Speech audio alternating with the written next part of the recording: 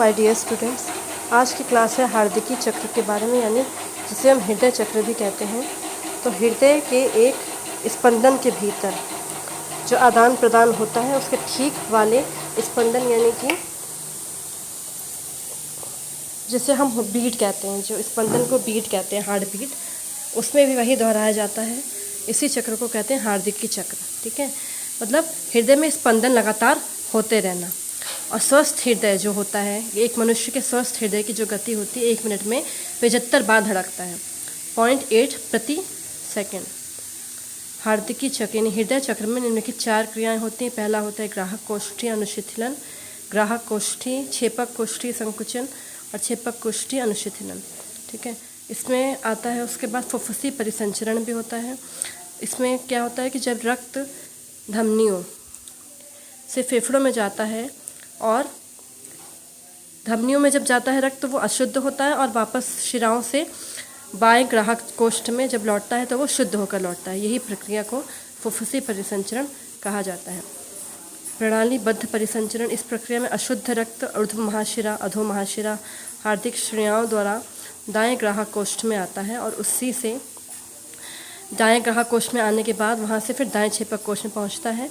अशुद्ध होने की वजह से फेफड़ों में जाता है। ठीक है, फेफड़ों से फिर शुद्ध होकर बाहर निकलता है, उसी को कहते हैं प्रणालीबद्ध संचरण, यानी कि पूरी एक प्रक्रिया चलती है, इसी वजह से इसको प्रणालीबद्ध कहते हैं।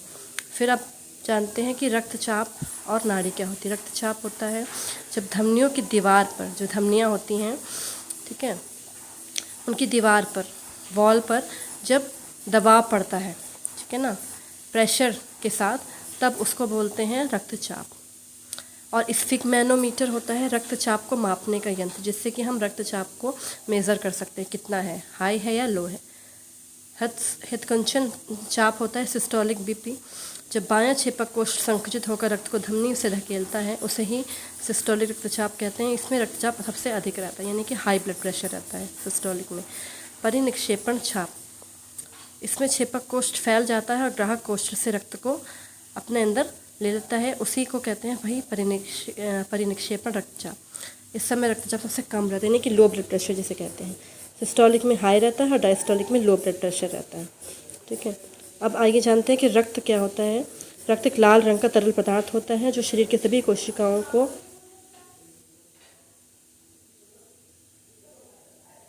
पचे हुए भोजन से प्राप्त रस द्वारा प्राप्त जो ऑक्सीजन होती है उसी के द्वारा जीवन और पोषण देता है। ठीक है, यानी रक्त क्या करता है, शरीर को पोषण पहुंचाता है ऑक्सीजन के द्वारा।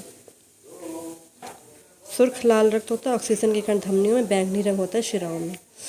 ऑक्सीजन ऊतकों से बेकार पदार्थ निकलकर मिल जाते हैं।